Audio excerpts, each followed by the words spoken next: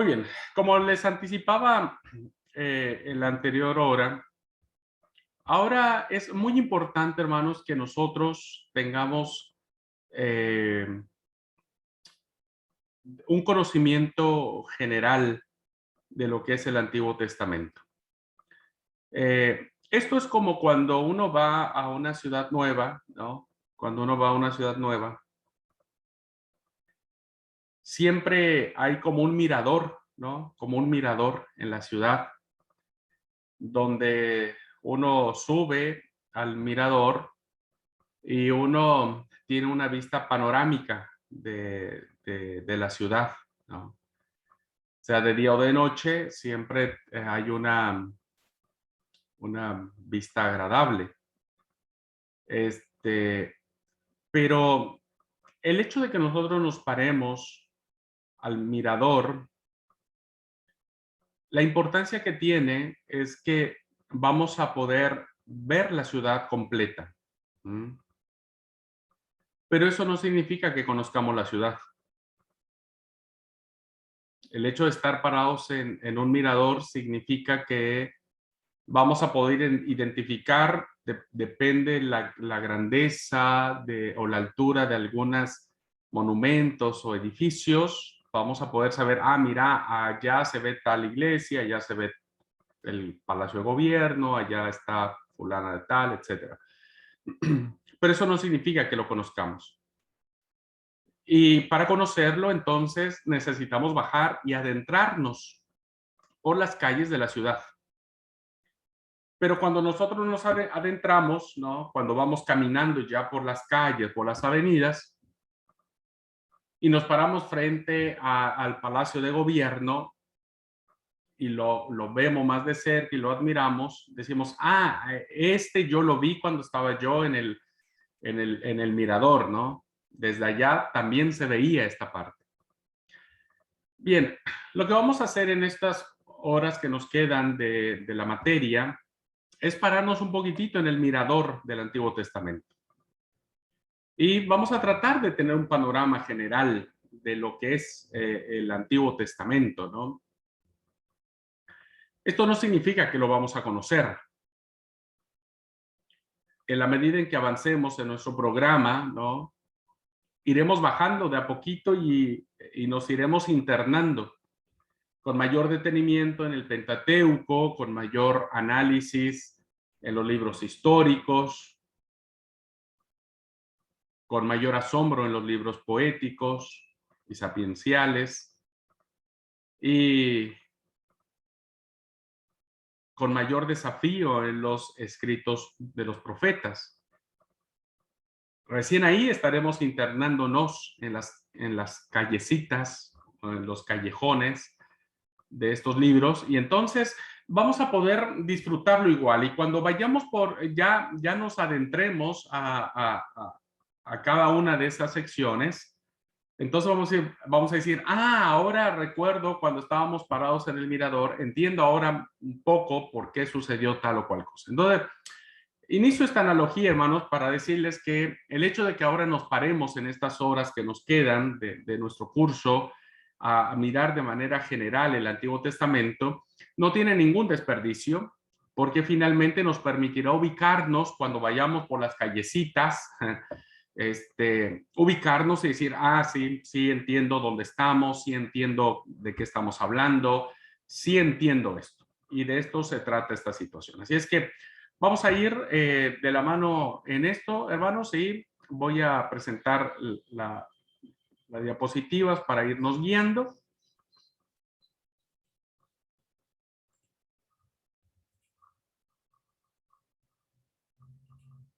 Y entonces nos vamos a ir al contenido del Antiguo Testamento. Y nos vamos a ajustar un poco al canon griego, que ese es el que adoptamos nosotros en nuestras Biblias que tenemos, ¿no? Nuestras Biblias llamadas protestantes. Tenemos el canon griego. Y ustedes recordarán que el canon griego, a diferencia del hebreo, es que el hebreo tiene tres partes. que se le llamó la Tanakh, la Torá, los Nevi'im y los Ketubim, que es la ley, los profetas y los escritos, ¿no? Y nosotros no, nosotros hemos, en términos muy generales, compilado los libros en el Pentateuco, los libros históricos, los libros poéticos y sapienciales, y finalmente, en la última parte del canon estarían los libros proféticos. Entonces, en ese orden, nos iremos parando en el mirador de la clase para ir viendo un poquitito, insisto, de manera general, el Antiguo Testamento. Básicamente, hermanos, las siguientes horas tiene que ver más con captar la atención, más aprender un poco, ¿no? Más que generar dudas o preguntas que Blas pueda ver, sin duda.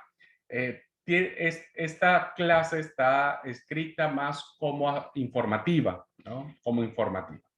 Ya cuando bajemos a las callecitas y vayamos por las avenidas de estos libros, bueno, ahí nos surgirán un montón de preguntas. Pero ahora más tiene un carácter descriptivo esta clase. Insisto, es un mirador. Vos te paras al mirador y decís, mira, allá queda aquella cosa, allá queda lo otro, allá tal. Y solamente es disfruten admirar el paisaje.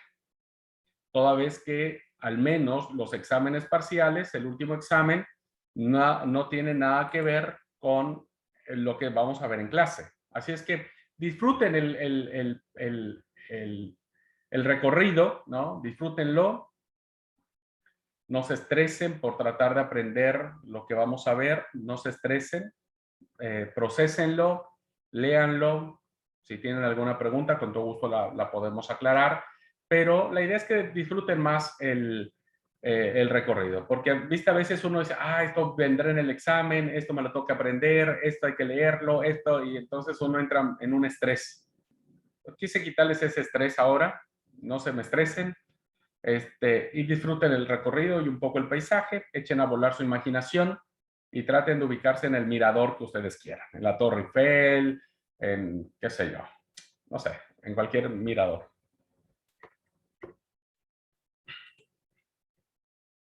Bien, vamos entonces a iniciar con lo que es el Pentateuco. Y sabemos, hermanos, que Pentateuco es una palabra formada de dos vocablos, penta y teujos, ¿no? Penta tiene que ver con el número 5, ¿no? Y los teujos era el estuche donde se guardaban los rollos, los libros, ¿no? Se guardaban y se preservaban. De ahí la palabra Pentateuco para la Biblia griega, diríamos. Para la Biblia hebrea sabemos que es la Torá, que significa la ley o la enseñanza o la instrucción. Y entonces tenemos los 5 primeros libros de la Biblia, que es Génesis, Éxodo, Levítico, Número y Deuteronomio. Me alegra porque sé que algunos de ustedes han ido aprendiéndose los libros de la Biblia. Me alegra mucho eso. Al menos ya aprendemos algo, ¿no? y bueno, estos 5 libros de la Biblia, sí o sí, todos nos lo debemos saber de memoria. Vamos a iniciar por el Génesis. El Génesis. ¿Qué tiene que ver el Génesis? El Génesis inicia con los orígenes del mundo, ¿no? La Biblia comienza con esta magnífica y fascinante declaración que nos retrotrae a los comienzos de nuestro mundo. Hay una declaración de creación, ¿no? Y lo hace de una manera tan maravillosa que aun cuando el segundo relato de la creación no es tan vívido como el primer relato, su sencillez, eso es lo que lo hace grandioso, ¿no? Entonces, el Génesis iniciará con esto, iniciará con el origen, ¿no?, del mundo. Génesis, en término griego, tendrá que ver con origen, aun cuando en hebreo tendrá otra denominación. En estas pocas palabras, el autor del Génesis establece las grandes verdades fundacionales Ya los que asistieron, por ejemplo, al diplomado de familia, supieron que hay valores creacionales, ¿no? Que son absolutos. Porque nosotros debemos ubicarnos siempre, hermanos, entre eh, Génesis 1 y 2 y Génesis 3 en adelante. Génesis 1 y 2 tiene que ver con los principios creacionales, fundacionales y absolutos.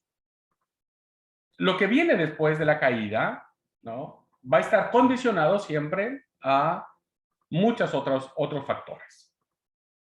Entonces, el Génesis nos va a plantear la verdad fundacional de que hay un solo Dios. Esto es muy importante. Comprender que Dios es el único creador y sustentador de todo cuanto existe. Quien existía en los comienzos, es decir, que es eterno.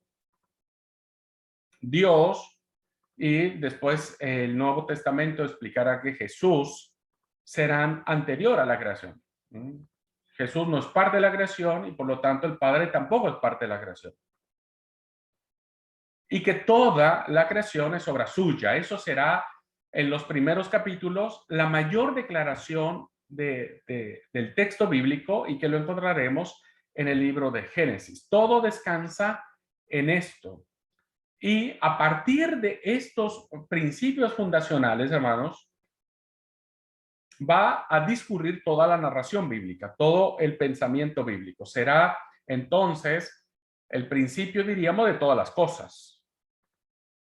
Principio con el que inicia Génesis 1:1. En el principio creó Dios los cielos y la tierra. Entonces, a partir de este concepto de un solo Dios, de la religión monoteísta, de la creación que nace de Dios, que es Dios quien la hace, ¿no?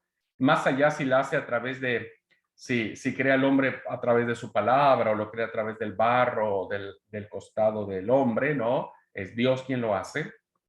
Y qué interesante es ver que dentro de estos principios creacionales está el sábado, ¿no? Que sin duda es un aporte muy interesante del sacerdocio de Israel al establecer la santidad del sábado en términos universales y que no son exclusivos de Israel. El sábado no es exclusivo de Israel.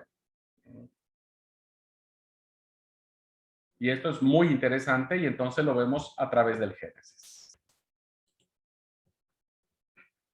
Los sucesos más importantes que aparecen en el Génesis, los pasajes o los hechos clave que no podemos pasar por alto, es que del capítulo 1, versículo 1, al capítulo 11, versículo 32, tendrá que ver la historia de los orígenes.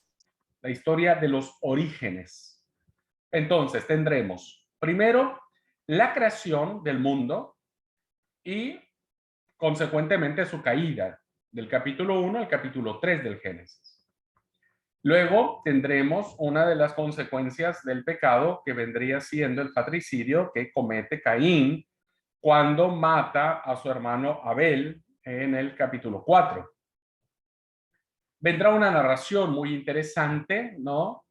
Que el texto bíblico ha conservado dos tradiciones o dos relatos del diluvio, y estos los encontraremos en el capítulo 6 al capítulo 9 del Génesis. Y cerraremos esta historia de los orígenes, como se le conoce, con la famosa historia, diríamos, de la Torre de Babel, la confusión de las lenguas y demás. Después del diluvio, la gente no quería morir otra vez en otro diluvio y construye una torre y después se convierte en un símbolo de orgullo. A partir de aquí, hermanos, a partir del capítulo 12 del Génesis al capítulo 50 encontraremos las historias patriarcales, ¿no? Encontraremos la historia del patriarca Abraham y su esposa Sara, la matriarca diríamos, ¿no? Del patriarca Isaac, Las tradiciones que tendremos de Abraham serán abundantes porque Abraham será el fundador de la fe, ¿no? Será el fundador de la fe. El patriarca Isaac, sus tradiciones no son muchas, no sabemos mucha de la vida de Isaac, más allá de que iba a ser sacrificado, más allá de que se le consiguió esposa, y más allá de que después Esaú y Jacob lo engañan, bueno, más bien Jacob lo engaña para sacarle la primogenitura, no hay muchas tradiciones del patriarca Isaac. Es como que no le dieron mucha importancia al patriarca. Y después tendríamos a un gran patriarca que será el patriarca Jacob. Aquí sí tendremos abundantes tradiciones que nos van a reflejar la historia de Jacob, ¿no? Con Esaú, la primogenitura, engañar al papá, la huida, la reconciliación con Esaú, las historias con el tío, ¿no? Le devuelven el favor a Jacob, primero quería a Rebeca, le dan a Lea, esas historias, y luego los hijos, las esposas y la llegada a Egipto. Hay abundantes tradiciones de Jacob. Y finalmente se cuela dentro de estas tradiciones patriarcales, aunque no es como tal el patriarca, no se le considera como tal, pero el Antiguo Testamento le da, fíjense, del capítulo 37 al 50, le da abundante espacio, ¿no? En las páginas al personaje, al hijo de Jacob llamado José, porque José representará también algo muy importante, ¿no? Muy importante en la tradición judía y también en la tradición cristiana, ¿no? Y bueno, tendremos bastantes tradiciones por parte de estos patriarcas. Cuando hablamos de la historia universal consagrada en el Génesis, ¿no? Cuando pensamos en todo esto que nos plantea este libro, debemos saber que esta historia empieza con los orígenes del mundo, que se le conoce como la cosmogonía, los orígenes del mundo, cómo empezó todo esto, y también la formación de la humanidad, de nosotros, los seres humanos, que se le conoce como lo antropogénese. Y después, la historia universal del texto bíblico, diríamos, va a narrar la historia de la creación con todas las consecuencias que ésta conlleva, ¿no?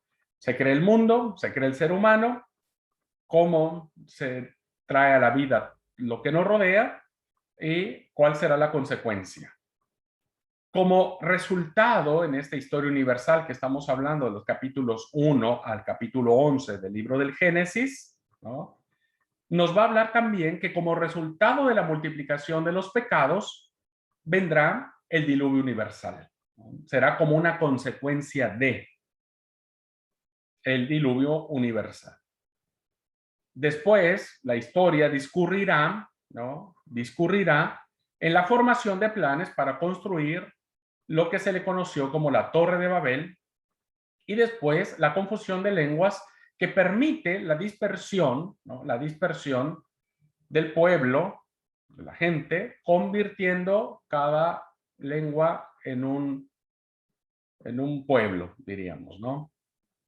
Estas historias están ampliamente reflejadas en todas las mitologías de los pueblos. Es decir, hay muchas mitologías que hablan acerca, que le dieron sentido a la formación del mundo, y con base a su experiencia, principalmente idolátrica, van a plantear distintos escenarios, distintos actores y distintas formas que tuvieron que ver con la formación del mundo, con la formación del ser humano, con el diluvio universal. Le darán un significado al diluvio diferente, ¿no?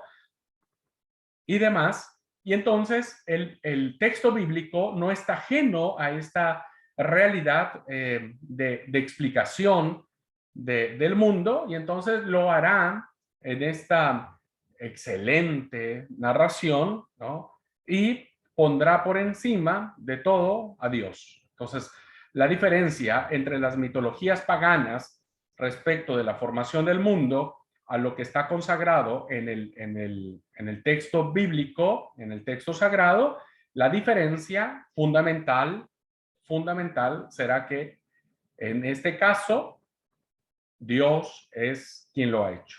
No son los dioses, ¿no? No son las deidades, sino es Dios quien lo está haciendo. Eso lo vamos a ver entonces de manera sistemática, reflejado, leído de los capítulos 1 al capítulo 11 del libro de Génesis.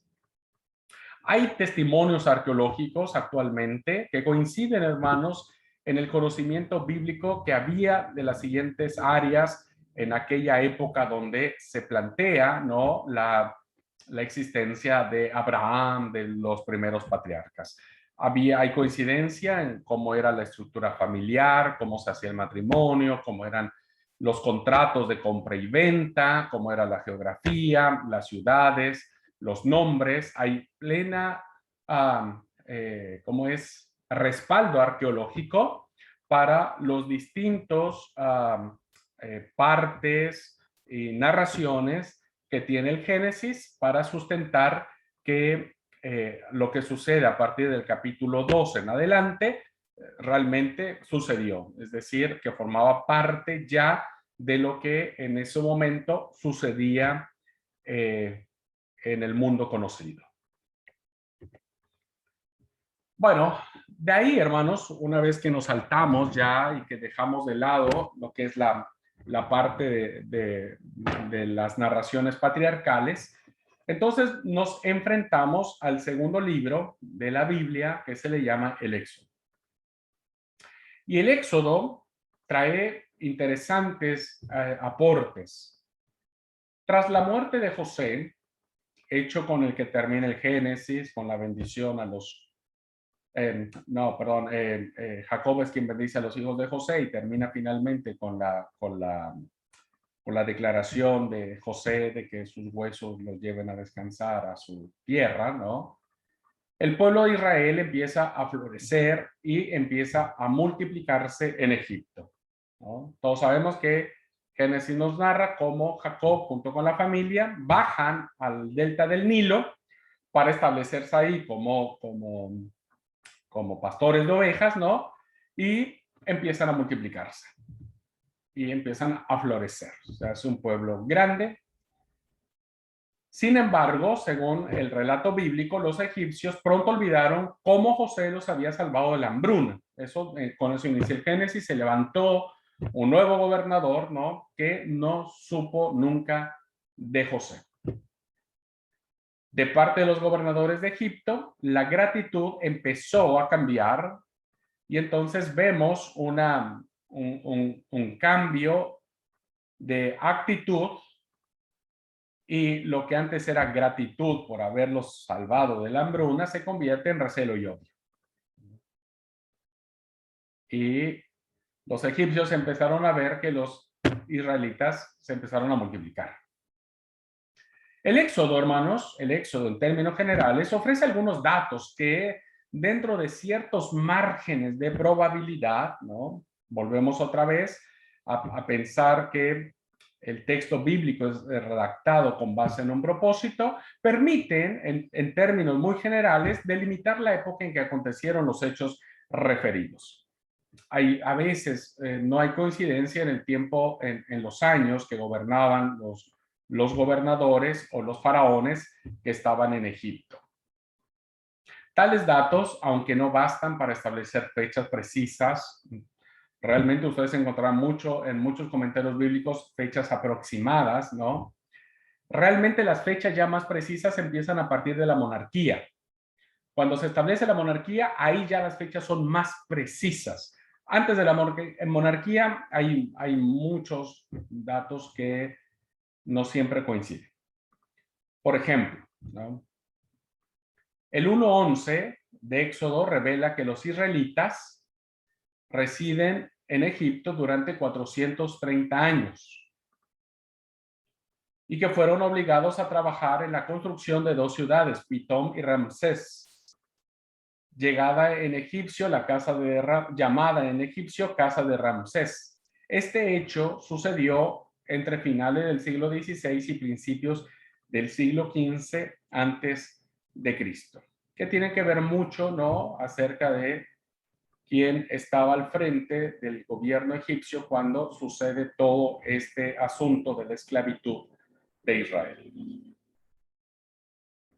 Los hechos o los pasajes y los hechos clave que debemos tener en mente cuando alguien nos diga sobre el Éxodo, primero del capítulo 1 hasta el capítulo 15, vamos a encontrar las narraciones que tienen que ver con Israel, que es liberado de su esclavitud en Egipto. Hermanos, aunque son 15 capítulos, ¿no?, encierran un periodo de tiempo muy largo, porque en estos 15 capítulos están de por medio 400 y pico de años, es decir, 4 siglos, que no sabemos qué sucedió, que no tenemos idea de qué pasó. Sin embargo, en términos teológicos, hasta el 1521, Israel es liberado de su esclavitud en Egipto. Luego, el segundo hecho más importante que encontramos en el Éxodo es cuando los israelitas caminan hacia el monte Sinaí. Una vez liberados de Egipto, caminan hacia el Sinaí y ahí establecerán y tendremos las narraciones de la data de la ley y del código de la alianza, ¿no?, que estarán encerrados del capítulo 15 hasta el 18-27. Perdón, ese es el hecho 3. El punto 2, perdón, es la salida de Egipto hasta el Sinaí, que el suceso más importante es cuando el mar se abre y los ejércitos egipcios son cubiertos en agua. El tercer hecho sí es ese, ya están situados en el Sinaí y suceden dos cosas, que suceden el código, los 10 mandamientos y el pacto de la alianza, que se va a dar Dios con el pueblo, y vendrá una serie de prescripciones para la construcción del tabernáculo. Aquí se inaugura el Dios peregrino, el Dios que baja de la montaña, ¿no?, pero que no vuelve a ir a su lugar, sino que ahora queda y termina yendo, acompañando a su pueblo en el peregrinaje, en el símbolo del tabernáculo. Entonces, encontramos las prescripciones allí. Viene la narración del becerro de oro, ¿no?, la idolatría, la renovación del pacto, del capítulo 31 al 34, y finalmente las indicaciones que tienen que ver con la construcción del tabernáculo. Esos son los hechos más importantes que encontramos en el libro del Éxodo. Pasamos entonces al tercer libro de la Biblia, que tiene que ver con el Levítico.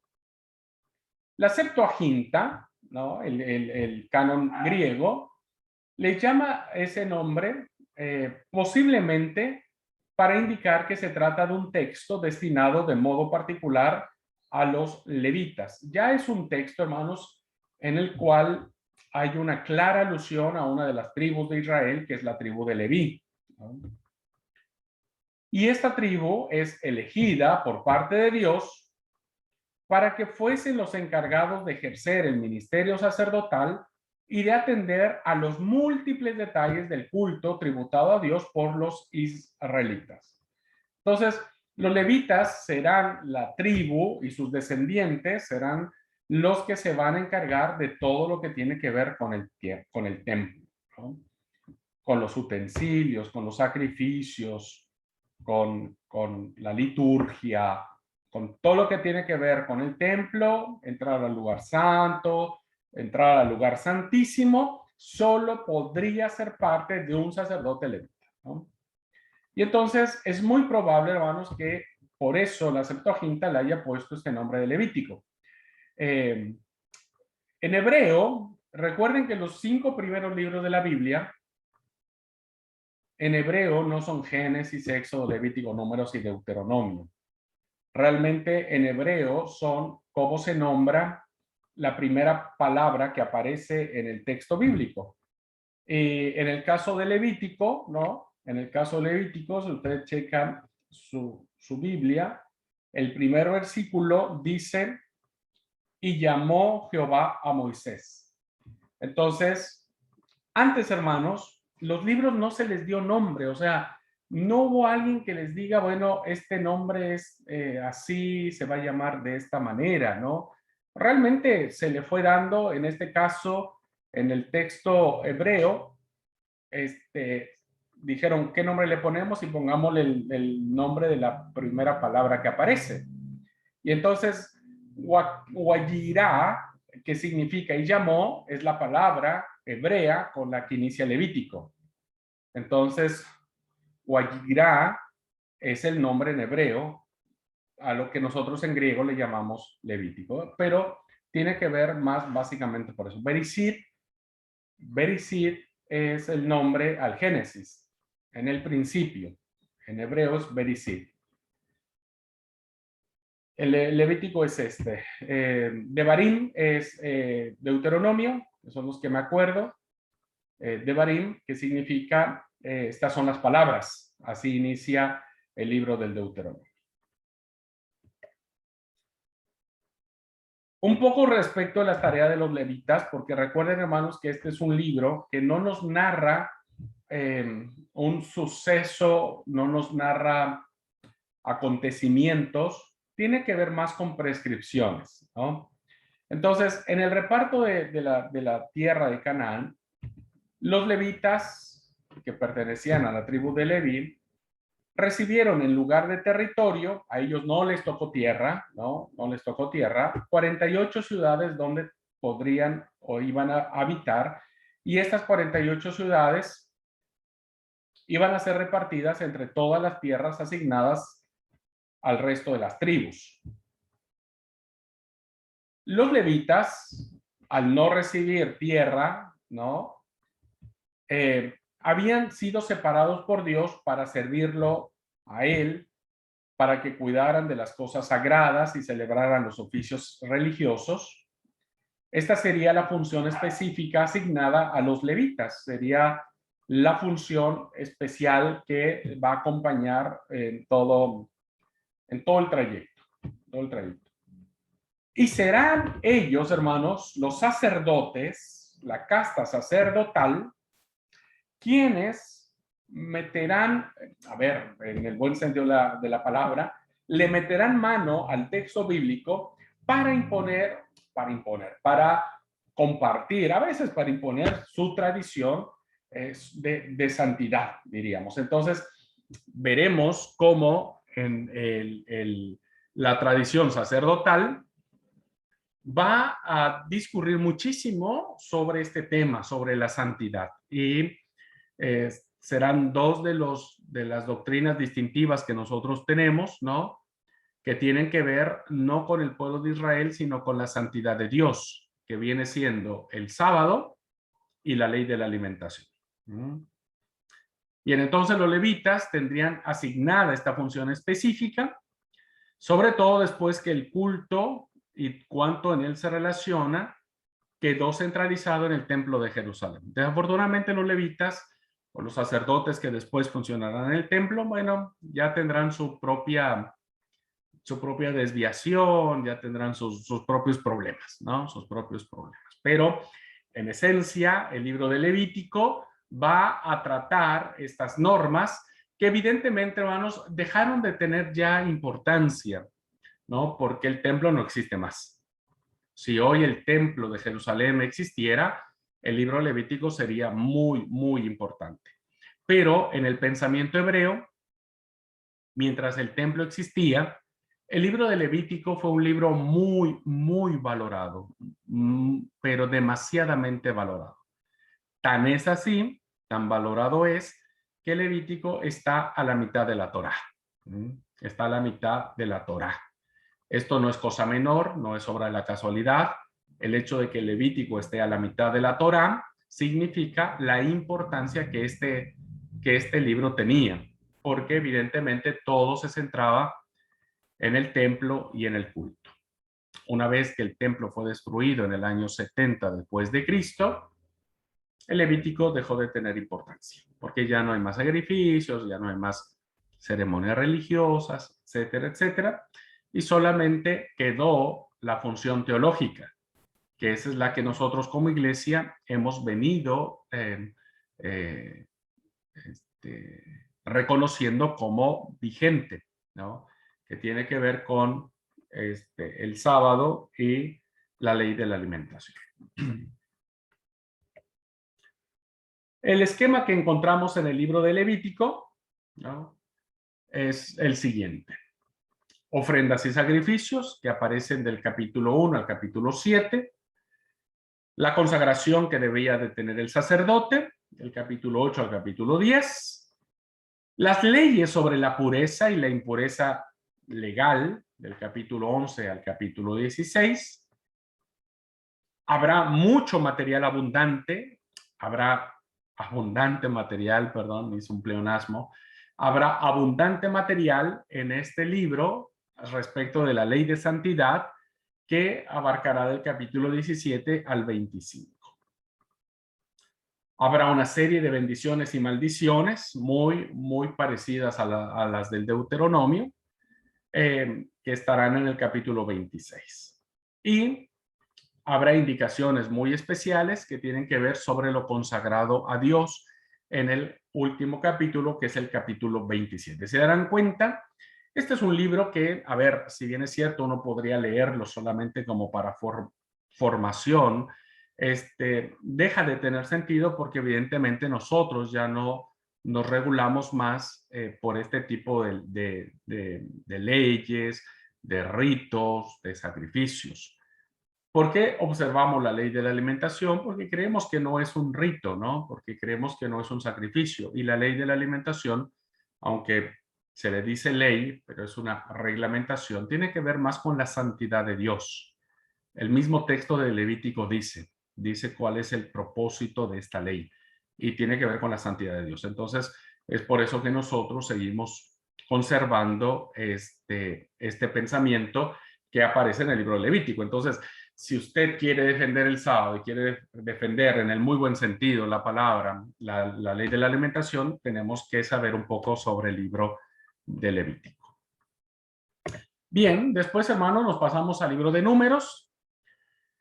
Números es el nombre español del cuarto libro del Pentateuco, que procede del latín Liber Numerorum, que es el libro de los números, que a su vez fue tomado del griego aritmo, así aparece en la Biblia de los 70, que significa números.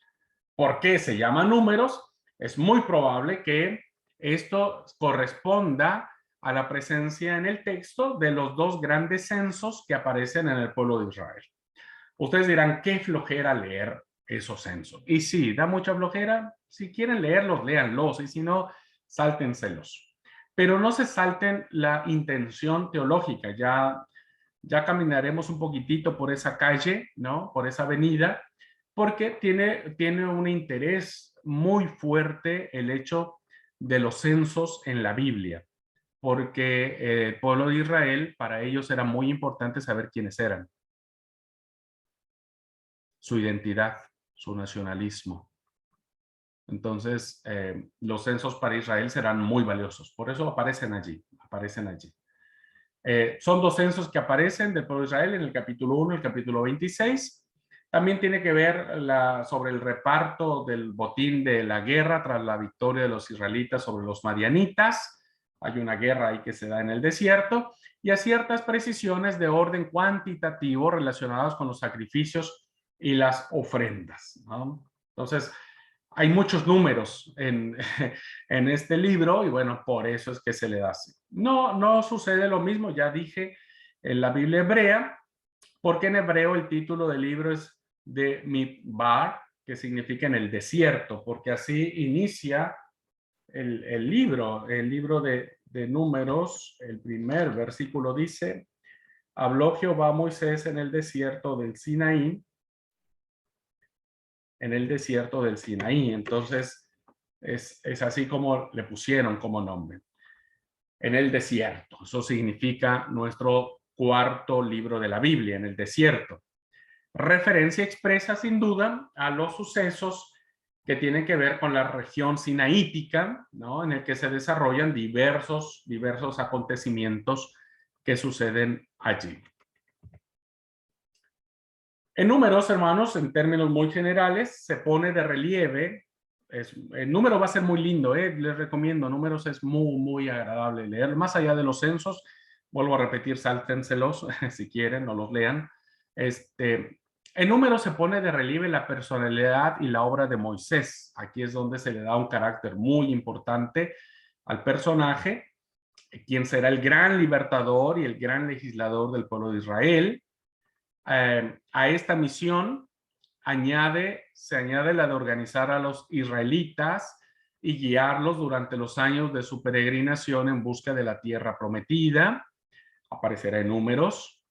Además, en el cumplimiento de esta obra, de esta empresa, de este cometido, Moisés, que siempre actuó con total fidelidad a Dios y motivado por el amor de su pueblo, vamos a ver muchas veces que al pobre Moisés se parece a algunos pastores de la iglesia donde tiene que aguantar muchas sus ovejas, que no lo querían, ¿viste? Y que hablaban de él y que bueno, sin fin de cosas. La verdad que pobre, no lo digo en términos de conmiseración, pero ay, que le tocó carga pesada a este hombre. Se sintió a veces abrumado por la pesada carga moral de su responsabilidad. Imagínense, todo un pueblo encima de él.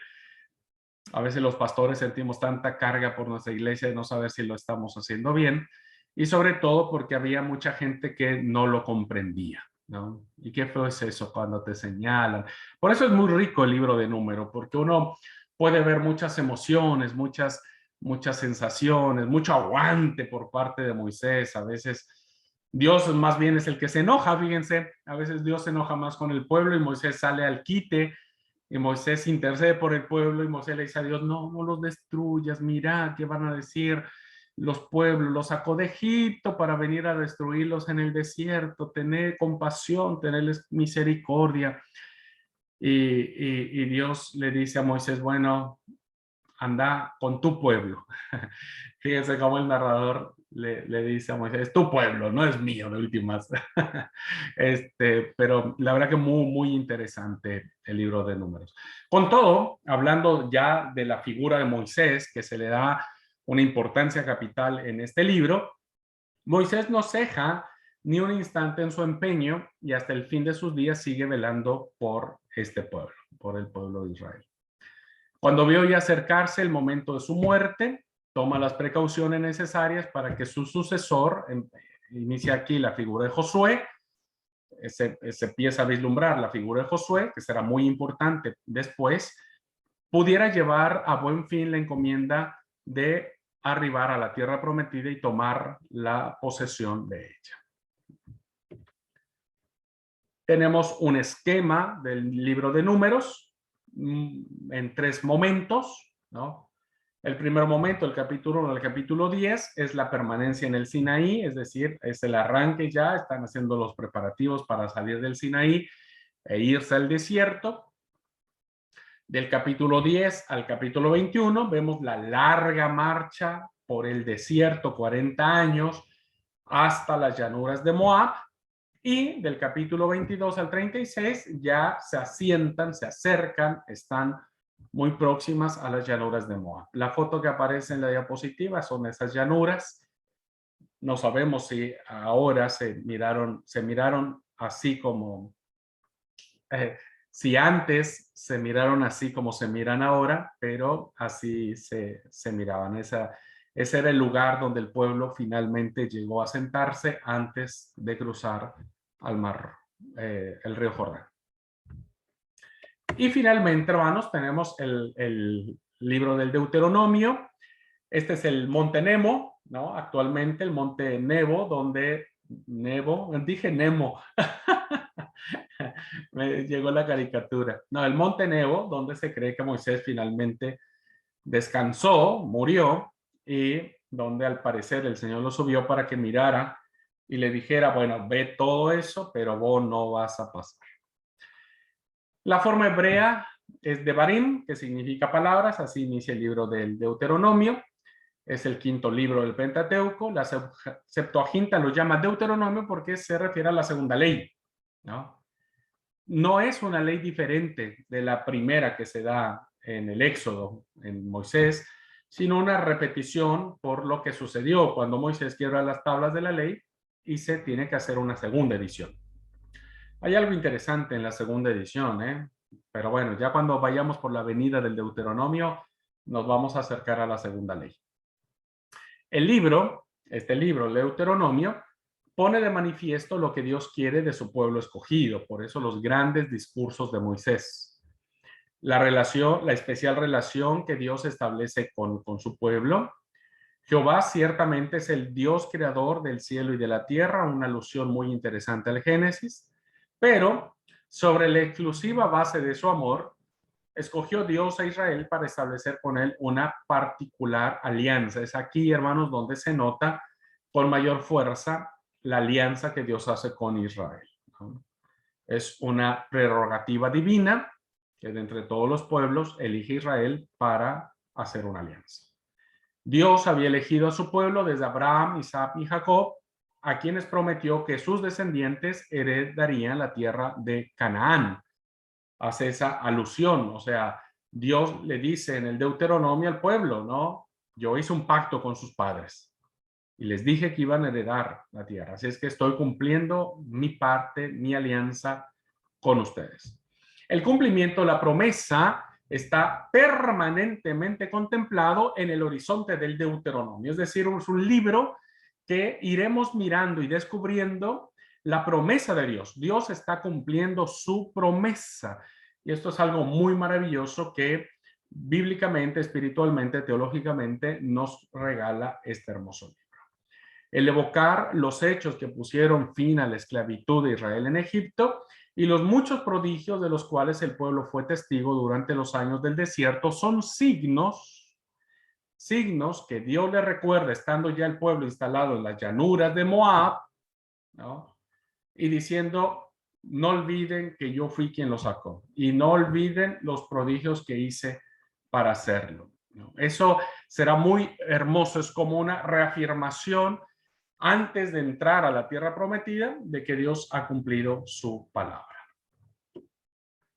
Y termino entonces esta clase con el Pentateuco, con el esquema de los temas más importantes que tenemos en este libro. Hay dos grandes discursos de Moisés que se le atribuyen a él, ¿no? Que es el primero y segundo discurso de Moisés. Tenemos el código deuteronómico, que será muy importante para el desarrollo, entender al pueblo en su actuar, en su forma de ser. Vendrán las bendiciones y maldiciones que serán muy, muy importantes. Dios le dice a Israel, serás cabeza y no cola, ¿no? Si oyeres mis palabras, bendito serás en tu entrada y tu salir, bendito será el fruto de tu vientre, la arteza de amasar. En fin, hay muchas bendiciones, pero también hay maldiciones, ¿no? Si no obedecieres la voz del Señor tu Dios, todas estas maldiciones te perseguirán y te alcanzarán. Así dice el texto. Entonces, interesante ese punto. Tenemos el pacto de Dios con Israel, es decir, renueva su alianza, les dice, les da sentido y les dice, bueno, ustedes han pasado por todo esto porque yo hice una promesa a sus padres. Y finalmente hay unas últimas disposiciones de Moisés y tenemos finalmente su muerte, la muerte de Moisés. Bueno, en términos generales, hermanos, hemos visto lo que se refiere al Pentateuco, ¿no? Los primeros 5 libros de la Biblia, identificar los temas más importantes. Ustedes pueden, si hay algún tema que les llamó la atención, bueno, dirigirse a él. Ahí están los capítulos de cada libro, pueden leerlos y entonces sabrán más o menos de qué es lo que trata cada libro y estaremos teniendo un conocimiento general al menos del Pentateuco. ¿Okay? Muy bien. Quisiera preguntarle si hay alguna duda, algún comentario, alguna pregunta.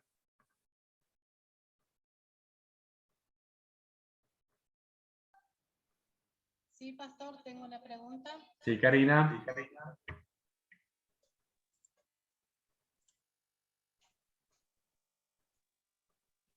Sí, sí, Karina, adelante. Sí. Bueno, capaz me adelante a hacer esta pregunta. Capaz se hable más adelante, pero me viene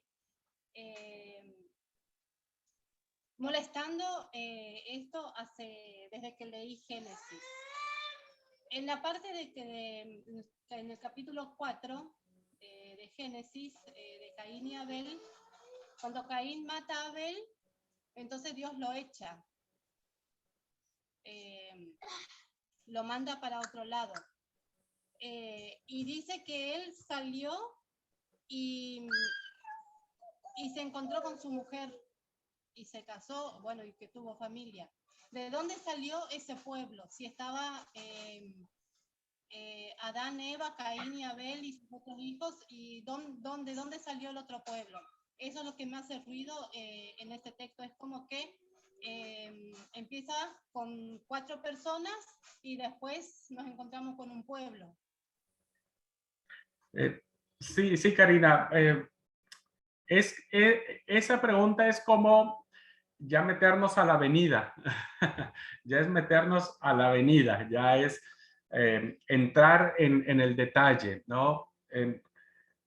Me encantaría poder explicarlo, solo que la explicación no es tan sencilla, ni es tan corta, además. Cuando nosotros lleguemos a Pentateuco y nos metamos al libro del Génesis, tal vez ese tipo de preguntas estén. Pero mira, solo para decir algo y no quedar allí, ¿no? Recordemos que las narraciones que aparecen en el texto bíblico, ¿no?, tienen una función que los estudiosos bíblicos le dicen programática, es decir, que tienen un propósito, que tienen una razón de ser. Y esta razón de ser es mucho más profunda en los relatos que aparecen del Génesis 1 al Génesis 11. Todo lo que está entre esos capítulos debemos analizarlos y verlos desde la intención que tuvo el escritor de narrarlos. Hay muchas explicaciones al respecto, ¿no? Yo también crecí con esa misma pregunta, decía, bueno, ¿de dónde salió esa mujer si finalmente no había nadie más? Y algunas explicaciones eran de que Adán había tenido otros hijos, Adán y Eva tuvieron más hijos, que fue con la hermana, ¿no? Con su hermana, quien finalmente se casó. Hay otras explicaciones que tienen que ver con que este es un texto teológico, diríamos, no es un texto como es histórico, sino un texto teológico como tal. Entonces, explicar las distintas posturas sobre estos episodios, no solo de Caín y Abel, el diluvio, la Torre de Babel, etcétera,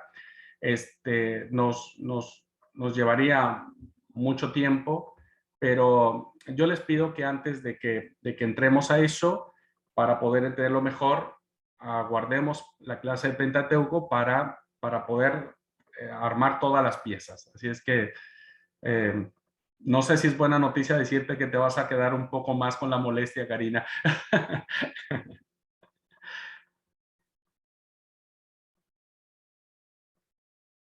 Sí, Marcos.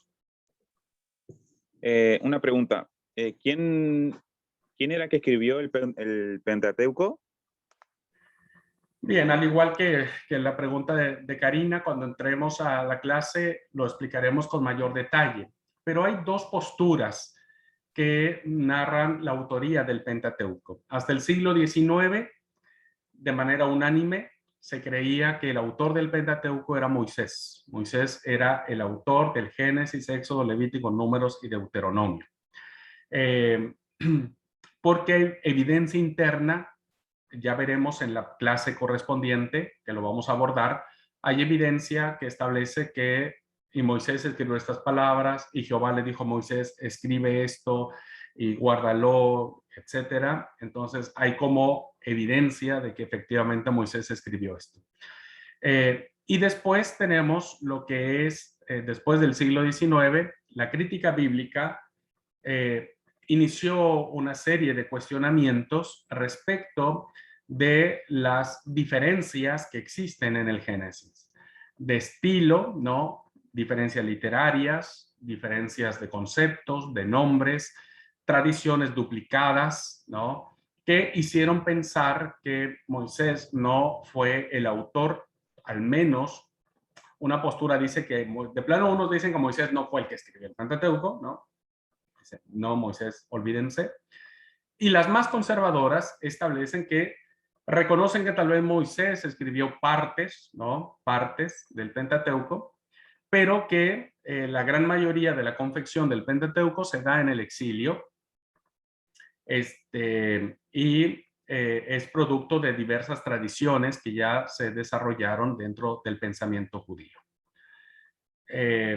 Entonces, hoy la mayoría de eruditos sigue considerando que Moisés no es el autor total del Pentateuco, sino que fueron distintas tradiciones del texto bíblico. Más allá de saber si Moisés fue el que escribió todo, escribió en parte, o fueron otros quienes lo escribieron, nosotros seguimos creyendo que fue Dios quien inspiró a las personas o a los escritores para hacerlo. Pero eso, insisto, también lo explicaremos con mayor amplitud cuando entremos a Pentateuco.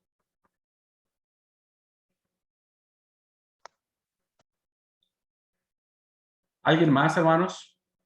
Sé que ahorita quieren todos entrarse a la avenida, hermanos. Sé que todos quieren y tienen muchas ganas. Yo, no crean que me rehúso a entrar a la avenida ni a la calle, ¿no? Pero vamos a tener paciencia para ver todo el panorama. Entonces ahí vamos a entender muchas cosas. Pero ya vamos a entrar por las calles. Algunas son como las calles sin salida, ¿viste? Nos vamos a encontrar calles que vamos a ir, mejor demos vuelta porque no vamos a salir a ningún lado, pero ya lo estaremos haciendo. Bueno, estamos en el mirador recién estamos en el mirador. Y bueno, ya vimos dos cosas, vimos el tema de Caín y todo el relato, ¿no? Del primer homicidio y estos aspectos. ¿La serpiente habló o no habló? A ver, la serpiente es un animal del que conocemos, es una víbora de cascabel, es una yarará, habló, no habló, qué voz tenía, voz grave, voz aguda, voz de mujer, voz de hombre, voz de qué tenía la serpiente. Ya identificamos, bueno, vamos a tratar de explicar un poco, vimos un poco la autoría de Moisés, en fin. Ya hay que ir un poco por las calles, pero no ahora. Ahora solo estamos en el mirador. Liti. Sí, bueno, Dios cuando creó todas las cosas, después estaba todo desordenado. Bueno, ¿quién desordenó todo lo que Dios había creado? Nos entramos en las calles diagonales y no encontramos salida. Estamos ahí metidos y nos perdemos porque no sabemos por dónde salir. Sí, la verdad que es una buena pregunta, pero es una pregunta que terminamos terminamos haciendo teología de esa pregunta. Porque la teología, hermanos, en esencia es filosofar, es decir, a ver, si Dios fue antes de todo el caos, ¿no? Y Dios es perfección, ¿quién hizo el caos? ¿Quién armó todo el caos? Entonces empieza uno a filosofar. Y es ahí donde se generan los 1001 puntos de vista que cada uno puede tener, ¿no? Entonces, bueno, no sé si vamos a entrar en esa calle. Hay calles en donde yo sinceramente no me metería porque tampoco tengo una respuesta. Les pediría que le preguntaran a otro profesor de últimas, que el otro profesor se arregle. Pero habrá algunas donde podamos siquiera asomarnos un poco a ver qué hay. ¿Qué hay? ¿No? Que sería lo más valioso. Bueno, hermanos, deseo que Dios les bendiga. Vamos a terminar aquí la clase. No pierdan la paciencia porque después vendrá todo lo demás, ¿no es cierto? Vendrá, todavía nos faltan históricos, hay otras preguntas allí y bueno, un montón de cosas que nos faltan de ver. Pero tenemos 3 años, hermanos, así es que paciencia nomás. En 3 años lo sabremos todo. Dios los bendiga. Linda tarde para todos.